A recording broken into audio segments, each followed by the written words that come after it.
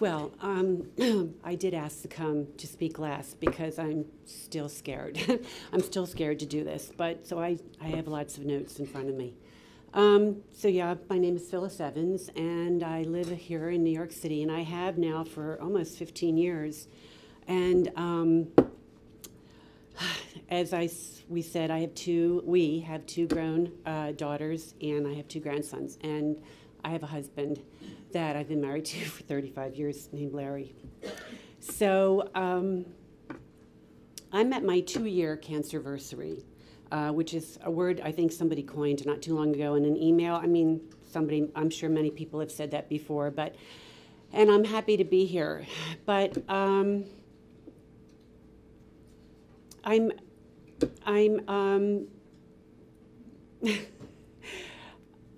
always looking for my next anniversary. I guess the further out I go, the better I feel. And so I'm happy that I'm here for 2 years. And I think about that word cancer survivor, and everybody's talked a little bit about things that are really on my mind. And I'm glad that the doctor kind of put that up there and gave a better description of it, because I always have a hard time just saying that I'm a cancer survivor.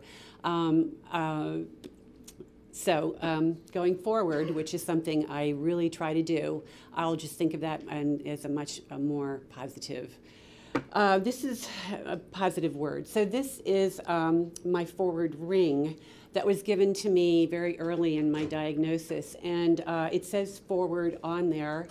And that kind of set with me. I like the idea of the next step and what can I do to number one, get rid of the cancer and keep it at bay. So I want to speak.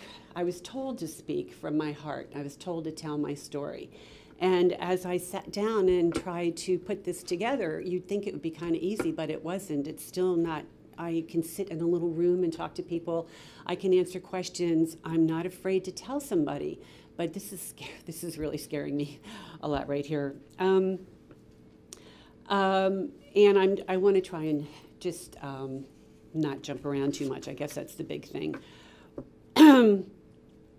I now belong to a club that I hadn't thought about. You know, I now belong to a group of people that understands what it's like to have an impact on your life. And not a club that I aspired to belong to, but here I am. And it's interesting that I am finding really other really supportive people to be with me and help me. As you were saying, that you kind of look at your surroundings a little bit differently, and I have found that that's happened to me too. You have your people that are supporting you, your family and friends, and then you find out that some of them can't deal with it, and your life changes in that sense. People that you thought were going to be there for you aren't. And you know, it's kind of like, oh well, I guess, oh well, you know. Let me go back to being positive, because I really am a positive person, and I have tried to work to move forward. I have this little ring, and I have to look at it often, and probably even right now a lot. But moving forward, and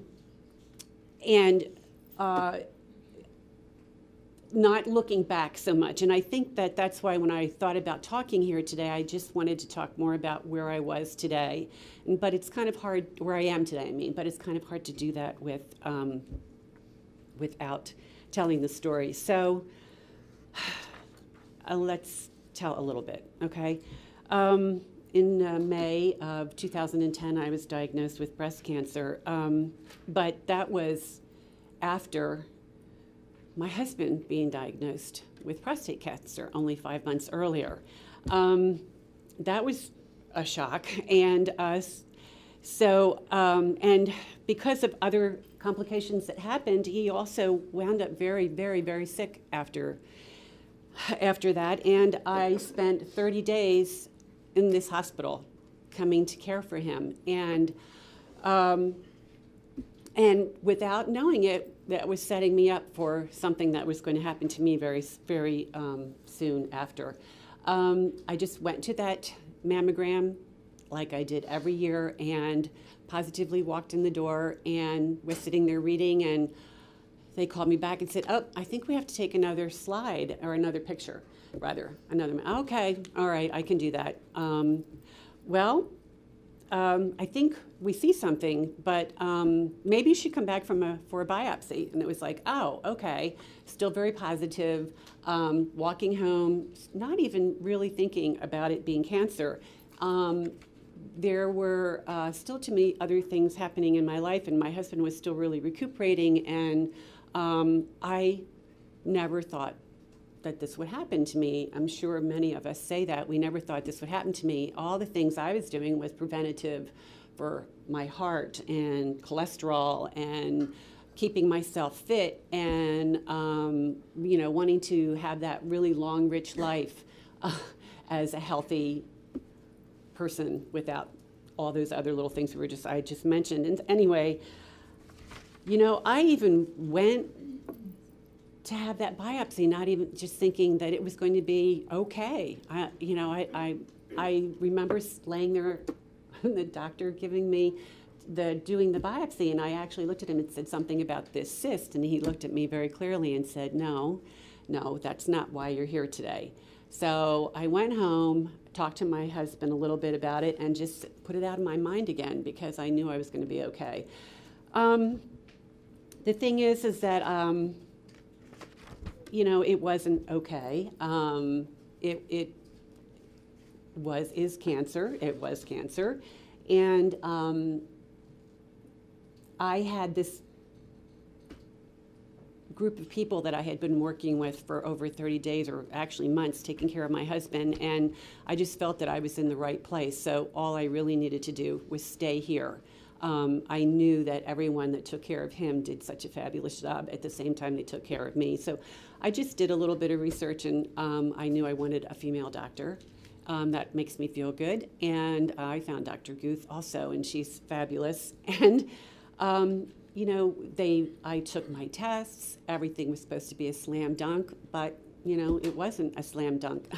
I had node involvement. And thank goodness that they give you a lot of meds on the day of your surgery, because I was at least able to go home and really not think about it, even though I was told that some lymph nodes were taken and that there was cancer. I just went home, but the next day I just popped out of bed and said, oh my God, I have cancer. And all I could think about was limited time because of my age and where I grew up and all the things that we were told when we were younger. There was limited time now, and I just felt that immediately. I have to say, though, that the doctors did talk to me like that, and I have to just kind of go back to that time when I met Dr. Voln for the first time, so he could explain to me, what really happened, what the results were. And I remember sitting there going, he took out his little yellow pad, and he had a yellow pad, and he kind of went like this, and I kind of remember him going, blah, blah, blah, blah, cancer, blah, blah, blah, blah, your heart, blah, blah, blah, blah, chemo.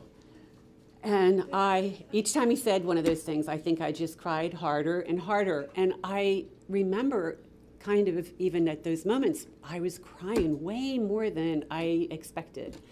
And of course, Larry was there with me, and I just said, Larry, how am I going to do this? I've been living what I thought was this really clean life, eating, pretty good and exercising and taking care of myself. And now we're talking about having chemo, to put through my body. And I remember using the word poison in the very beginning. And I don't know, something just clicked one day, and I woke up and said, no, I have to stop using that word. That's really not a good word, because that doesn't help you to move forward. Got to move. I want to keep moving forward. So anyway, I have to look at my notes. I'm sorry. I did move forward. I want to say that my thoughts at the time, too, when the doctor was saying blah, blah, blah, cancer, I remember also thinking, out of all of the little positive things I was doing before, you know, even coming home from the biopsy, it was, we have to go down the shore, get in the car, we're going down the shore, we have people coming, there are tests to take, I don't want to take them yet, I've got people coming, I want to live a nice, it's nothing to worry about, it's nothing to worry about. But then all of a sudden it was like, wow, I have cancer, now I have cancer. So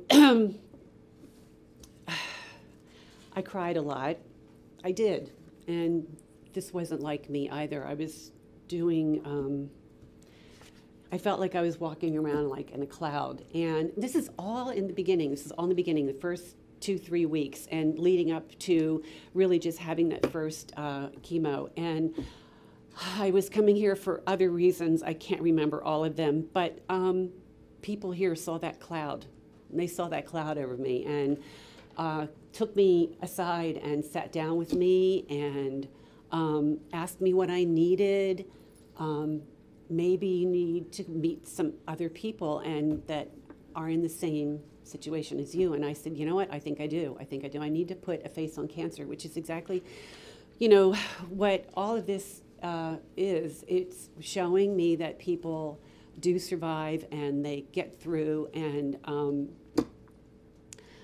I started to feel better about that situation. I went to my first group and saw women with scarves and women with wigs and women in various parts of their therapies, and they were all happy. And that was really good for me. I saw that people could do this, and I started to question why I was so scared. But I keep going back to that limited time kind of thing. And I knew I had to really practice what I was preaching, you know, to move forward and stop thinking about the way things used to be. So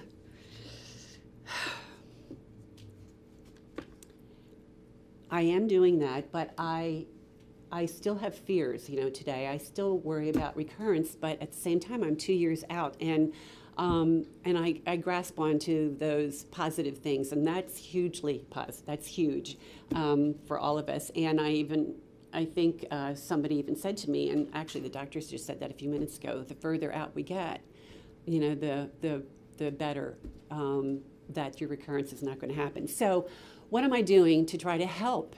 What I have found out is that I really believe that the environment and the food and sugar and alcohol, I really believe in my heart that they have something to do with where I am right now. Maybe not where you are, but where I am. And so I've taken on the role of eating even more greens and 1 or 2 maybe glasses of wine even in a month. And I totally miss that. Believe me, wine was something that was a real hobby. I mean, we collected it, we drank it, we had parties and we tastes and things like that. And I do miss that. I miss it a lot, but I can't bring myself to go back to being that person because I don't want limited time. I want a lot of time, and I want to have, and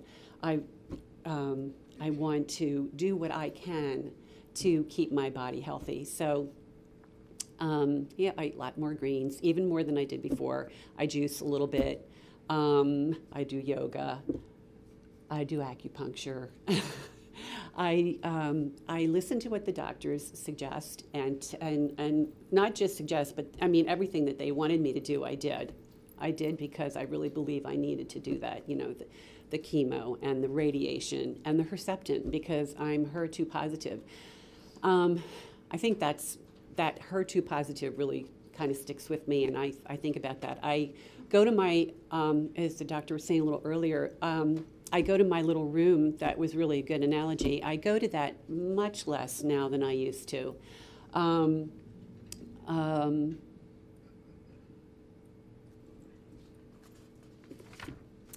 but I do think about it. I do think about it. So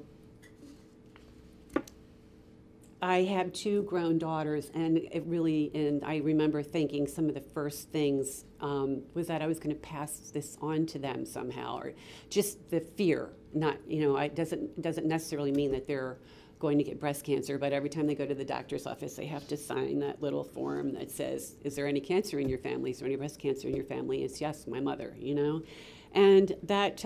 But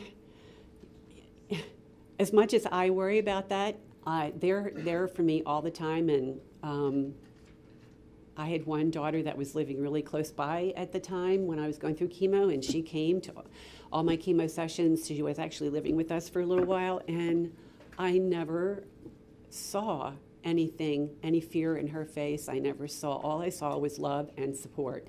And you come to find out that that's really what matters more than anything else.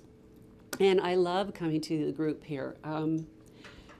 I have to say that people around you kind of change. They don't know how to deal with what you're going through. I've had that experience on a couple other situations too, but they really don't get it. So I think it is good to be around people that are in the big boat that I'm in. And I actually had a couple people say to me recently, "Why are you still going to group? Maybe you should stop doing that." I think it really brings you down. It brings you down, and that's what do? You just sit there. It's not a pity party. It's not anything like that. It's that support again. And we talk sometimes about the funniest things, and we talk about helpful things. And yes, we have pains in our legs because of the arimidex, those of us who are over 55, and even the younger women who have to take the pills that they have to take to stop the inhibitors. We are still tired. Some of us can't sleep. I mean, we know where this is coming from. And,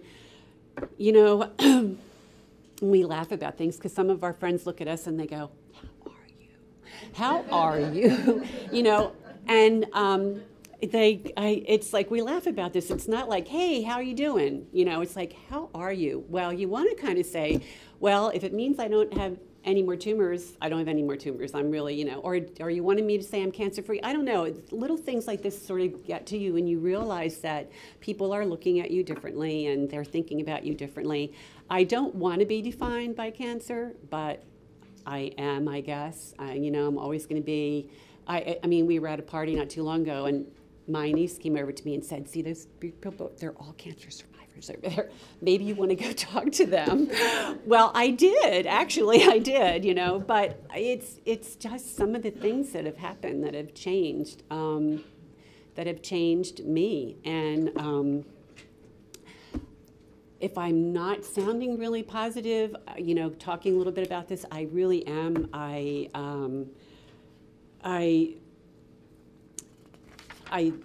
don't know. I am. I am. I do have this fear of recurrence, but I don't think about it a lot. I just think about what I can do to keep it at bay. And for me, that is the healthy part of it. That is the not drinking and the eating better and being healthy in my mind in so many ways. And one other thing I'm just going to say, I remember I wasn't really working. I mean, I was kind of working. I'm a real estate agent, but I was at a lull because my husband was ill and I was at home and I was caretaking for him, and it wasn't important to me. It was much more important to me to be home. But I remember, I sit sometimes in group and I hear people say, or you get right back to work, and I'm a little jealous of that, because I really was working with a group of people that I didn't know, that changed on a daily basis, and there was just absolutely no reason for me to go back there. And I found that to be also, what's the word I'm looking for? Exhilarating, or it's a better word. It gave me permission, I guess, not to go back to something that was too stressful for me, wasn't making me happy, and thank God I didn't have to do that. I at least had the opportunity. So I have I'm used to going to the Jersey Shore, and I know that that feels great, and I love being there, and it relaxes me when I get out of the city, and I do it a lot. But I try to really get back to go to my group because I still love going there. I still love being there and sitting around being with other women that have gone through, we all don't go through the same thing, but we connect. Anyway. I think that's about it, I guess. So that's kind of my story. That's where I am.